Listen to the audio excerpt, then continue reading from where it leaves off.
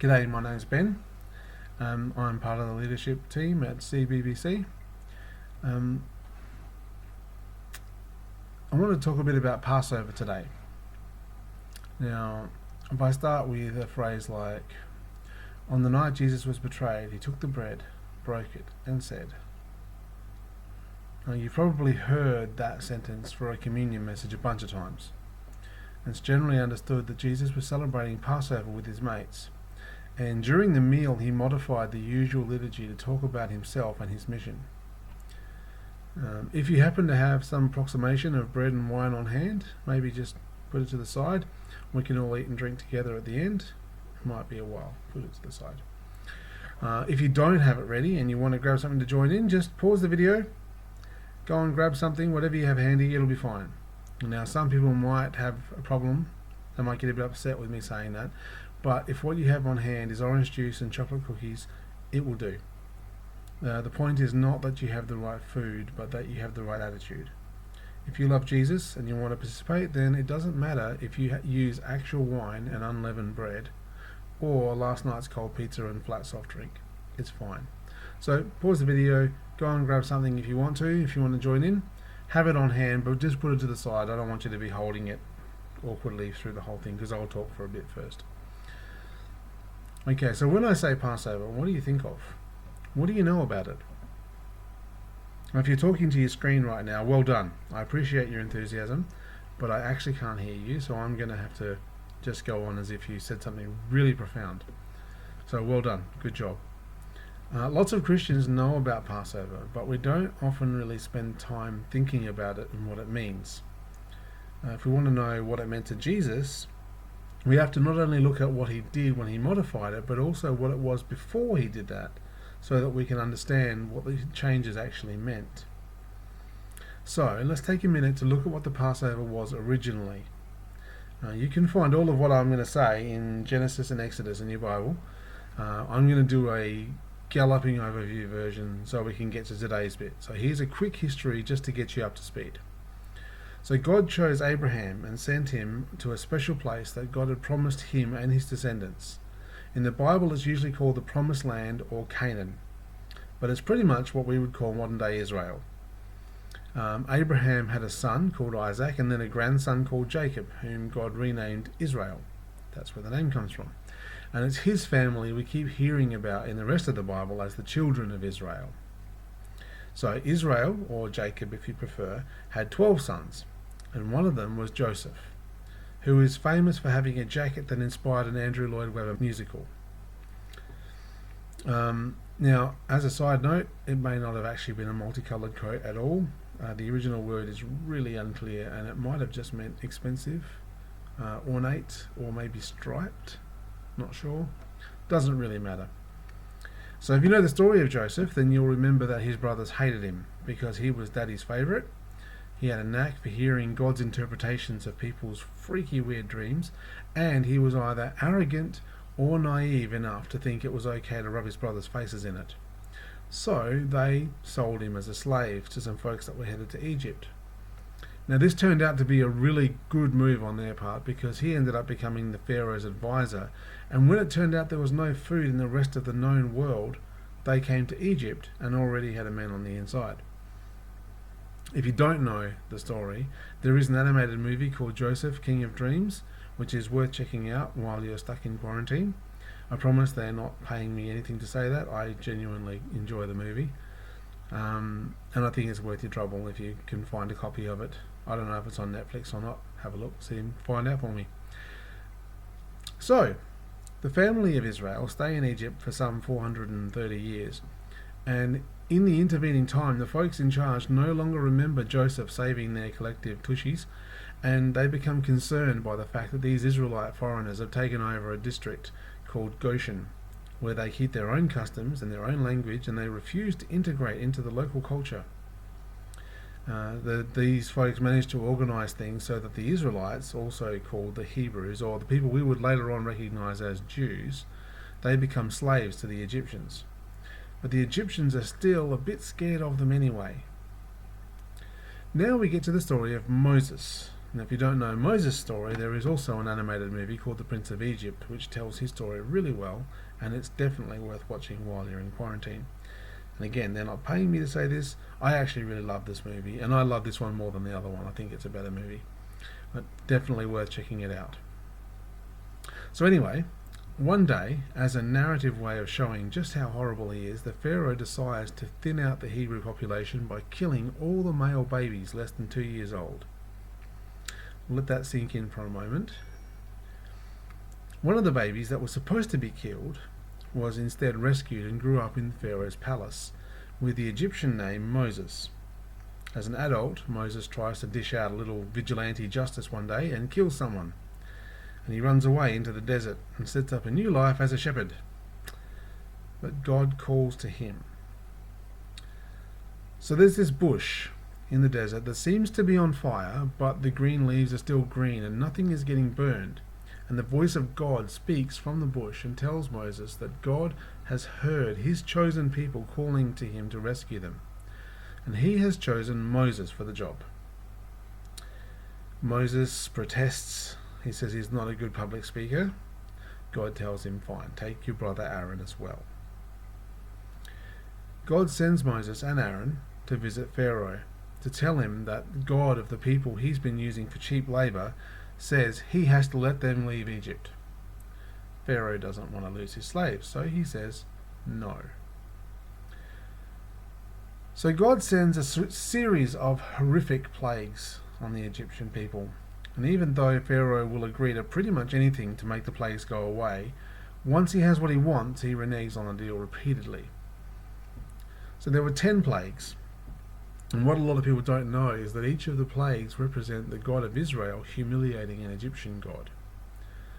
The first plague was the plague of blood, in which Moses turned the Nile River to blood. This would probably be seen as a sign that their Nile god Hapi had been killed, or possibly Osiris himself, because it was said that the Nile was his bloodstream. The plague of frogs came next. Heket was the frog-headed Egyptian fertility goddess, and killing of frogs was forbidden in Egypt, which makes it particularly difficult to go about your business when there are thousands of them everywhere you step. The plague of gnats coming out of the dust was a direct insult to Geb, the god of the ground. The plague of flies took control of the insects away from Kephi, the lord of insects. Apis, the bull god, would have been very offended that God sent a plague to kill the Egyptian livestock. A plague of boils should have been no problem for Sekhmet, with power over diseases, and Tot, who heals, but they could do nothing to stop it. Nut, the master of the weather, should have been able to stop a plague of hailstones big enough to kill any person or animal who wasn't under a solid roof. And Seth, the god of crops, was certainly not going to take a plague of locusts lying down if he had any power to stop it. Surely the sun god Ra would have something to say about all this. Nope. A plague of darkness shuts him down too. Finally, there was to be one further plague, one worse than all the others. The final Egyptian god was Pharaoh himself and his son. Each of the previous plagues happened to all the Egyptians, except in a few cases where some of the Egyptians heard it was coming and acted quickly, but curiously spared all of the Israelites in their district of Goshen entirely. This last plague, though, came with extra instructions. So I'm going to read from Exodus 12. While the Israelites were still in Egypt, the Lord gave the following instructions to Moses and Aaron. From now on, this month will be the first month of the year for you. Announce to the whole community of Israel that on the 10th day of this month, each family must choose a lamb or a young goat for a sacrifice, one animal for each household. If a family is too small to eat a whole animal, let them share it with another family in the neighborhood. Divide the animal according to the size of each family and how much they can eat. The animal you select must be a 1-year-old male, either a sheep or a goat with no defects. Take special care of this chosen animal until the evening of the 14th day of the first month. Then the whole assembly of the community of Israel must slaughter their lamb or their young goat at twilight. They are to take some of the blood and smear it on the sides and top of the doorframe of the houses where they will eat the animal. That same night they must roast the meat over a fire and eat it along with bitter salad greens and bread made with no yeast. Do not eat any of the meat raw or boiled in water. The whole animal, including the head, legs, and internal organs, must be roasted over a fire. Do not leave any of it until the next morning. Burn whatever is not eaten before morning. These are your instructions for eating the meal. Be fully dressed. Wear your sandals. Carry your walking stick in your hand. Eat the meal with urgency, for this is the Lord's Passover. On that night I will pass through the land of Egypt, and strike down every firstborn son and every firstborn male animal in the land of Egypt. I will execute judgment against all the gods of Egypt, for I am the Lord. But the blood on your doorpost will serve as a sign, marking the houses where you are staying. When I see the blood, I will pass over you. This plague of death will not touch you when I strike the land of Egypt. This is a day to remember. Each year, from generation to generation, you must celebrate it as a special festival to the Lord. This is a law for all time. For 7 days, the bread you eat must be made without yeast. On the first day of the festival, remove every trace of yeast from your homes. Anyone who eats bread made with yeast during the 7 days of the festival will be cut off from the community of Israel. On the first day of the festival, and again on the 7th day, all the people must observe an official day for holy assembly. No work of any kind may be done on these days except in preparation of food. Celebrate this festival of unleavened bread, for it will remind you that I brought your forces out of the land of Egypt on this very day. This festival will be a permanent law for you. Celebrate this day from generation to generation. The bread you eat must be made without yeast from the evening of the 14th day of the first month until the evening of the 21st day of that month. During those 7 days there must be no trace of yeast in your homes. Anyone who eats anything made with yeast during this week will be cut off from the community of Israel. These regulations apply both to the foreigners living among you and the native-born Israelites. During those days you must not eat anything made with yeast. Wherever you live, eat only bread made without yeast. Then Moses called all the elders of Israel together and said to them, Go, pick out a lamb or a young goat for each of your families. Slaughter the Passover animal. Drain the blood into a basin. Take a bundle of hyssop branches and dip it into the blood. Brush the hyssop across the top and sides of the door frames of your houses, and no one may go out through the door until morning. For the Lord will pass through the land and strike down the Egyptians. But when he sees the blood on the top and sides of the door frame, the Lord will pass over your home. He will not permit his death angel to enter your house and strike you down. Remember, these instructions are a permanent law that you and your descendants must observe forever. When you enter the land the Lord has promised to give you, you will continue to observe this ceremony. Then your children will ask, What does this ceremony mean? And you will reply, It is the Passover sacrifice to the Lord.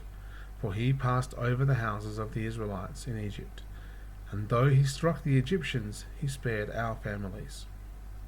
When Moses had finished speaking, all the people bowed down to the ground and worshipped. So the people of Israel did just as the Lord had commanded through Moses and Aaron. And that night at midnight the Lord struck down all the firstborn sons in the land of Egypt, from the firstborn son of Pharaoh who sat on his throne, to the firstborn son of the prisoner in the dungeon. Even the firstborn of their livestock were killed. Pharaoh and all his officials and all the people of Egypt woke up during the night, and a loud wailing was heard throughout the land of Egypt. There was not a single house where someone had not died. Pharaoh sent for Moses and Aaron during the night. Get out, he ordered. Leave my people and take the rest of the Israelites with you. Go, worship the Lord as you requested. Take your flocks and your herds as you said, and be gone. Go, but bless me as you leave. All the Egyptians urged the people of Israel to get out of the land as quickly as possible, for they thought, We will all die. The Israelites took their bread dough before the yeast was added. They wrapped their kneading boards in their cloaks and carried them on their shoulders. The people of Israel did as Moses had instructed. They asked the Egyptians for clothing and articles of silver and gold. The Lord caused the Egyptians to look favourably on the Israelites. They gave the Israelites whatever they asked for, so they stripped the Egyptians of all their wealth. So, the Passover meal that the Jews celebrate is to remember this event. This is what usually happens. The family gathers for a special dinner. Guests might have been invited to come and share as well. Each person is greeted with a blessing and a gift, which this might actually be washing their feet. The father, that's usually an elder male of the family, gives a call to worship and a prayer. And the first of 4 cups is passed around. This is the cup of sanctification, which is a symbol of joy, and it sets the time apart as a special meal to God's glory. A child brings a bowl of water so that each person can wash their hands as a sign of the need for cleansing. Everyone sings together. The father recounts the story of the Passover. The father brings a plate with symbolic foods on it. Everyone takes some greens and dip in salt water, which shows the new life apart from slavery and the passage through the Red Sea. Everyone takes a small piece of flatbread with bitter herbs on it to represent slavery. Everyone takes 2 small pieces of flatbread with a sweet apple haricet between to represent hard labour and the sweetness of freedom. Everyone takes a piece of boiled egg and dips in salt water to symbolize life and the tears of joy at being alive mixed with the tears of sadness over the death that came before. The second cup is passed. This is the cup of plagues. A full cup is a symbol of joy. So each person takes a piece of flatbread, and as each plague is named, they use a finger to drip some of their wine onto the bread to show their joy being depleted by the suffering of the Egyptians. The father now takes 3 pieces of flatbread wrapped in a cloth. He explains that they must use flatbread because the Israelites did not have time to wait for yeast to rise during the first Passover meal. The middle piece is broken, and the larger half is hidden away. This is probably when Jesus said, "This is my body broken for you." And they all drink the second cup. The father recounts the crossing of the Red Sea. The third cup, the cup of redemption, is passed around. This is likely the cup that Jesus was holding when he said, "This cup is my blood." Then all share a song and a psalm. Then the fourth cup is passed. This is the cup of praise. There's an extra place set at the table. They acknowledge it here, as if a guest is missing. This is a place set for Elijah. The Old Testament prophet Malachi foretold that he would come to announce the coming of the Messiah. The children will go and check and see if Elijah has come. Each year they say, no, but maybe next year in Jerusalem. Finally, the family begin their meal of roast lamb, which reminds them of the lamb that gave its life to save them from the angel of death when he passed over them, and also a sweet dessert after to remind them of the promised land, a land of milk and honey, which God rescued them into. Now, as I read the story of the first Passover this week, I couldn't help but think of our church families having dinner of an evening, each of us in our own homes, with this modern plague going on outside, and each of us praying that this sickness will pass over our house.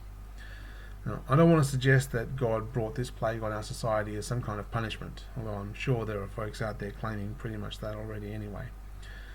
I also don't want to suggest that you all need to get some hyssop branches and a bucket of lamb's blood to ward off COVID-19. I mean, I can't tell you what to do, but if you do try that, don't be surprised if your neighbours try to have you committed to a psych ward. What I do find myself thinking here is this must be just a little of what it was like for the Egyptians when the plagues hit. And suddenly all their water supply turned to blood. They all started panicking and trying to dig new wells because they had no guaranteed water supply.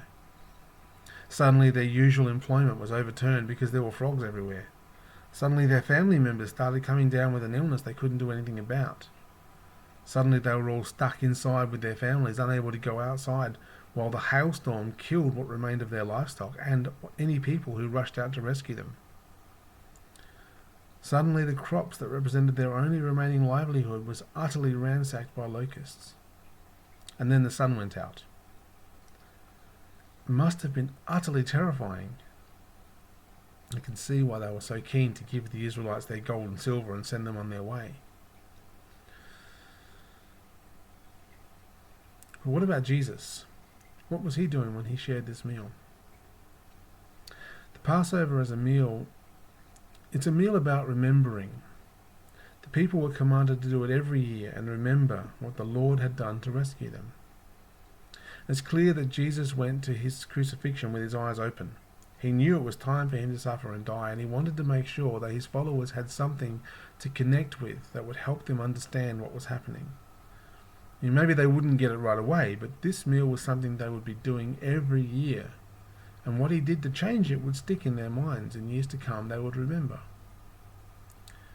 Jesus took the role of the Father and the host of the meal. And after he recounted to them the story of the Passover and they had eaten the symbolic foods, Jesus took the 3 pieces of flatbread, which are called a unity. He removed the middle one. We have to assume that he saw here the Father, the Son, and the Holy Spirit. The middle one he broke and said, "This is my body broken for you." He gave it to them to eat. This was a departure from the usual liturgy. Usually the Father would break the middle bread and put the smaller half back.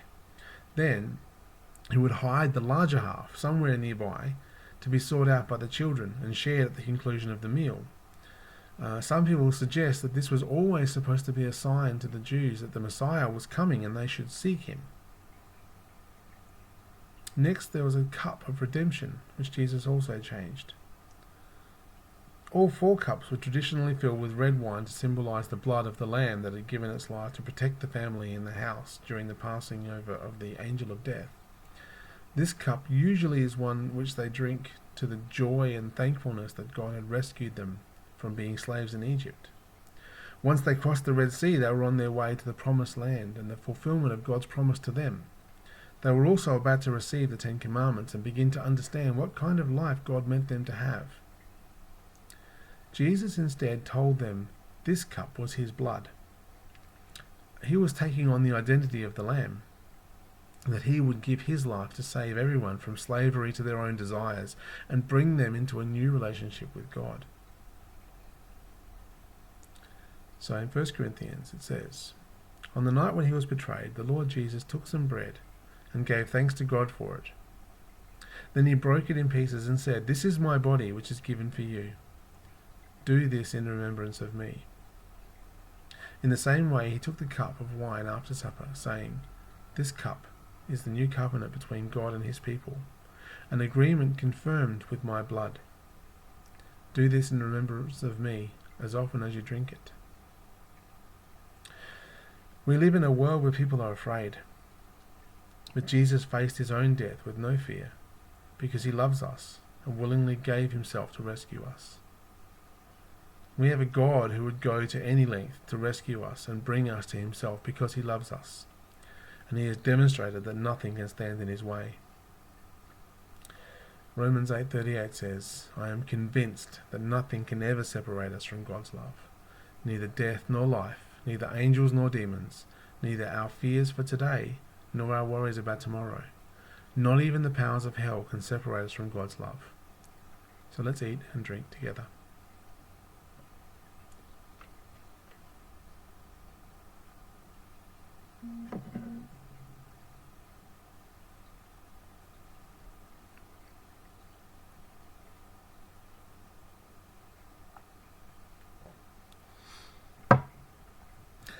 As Julie would say, go in peace to love and serve the Lord.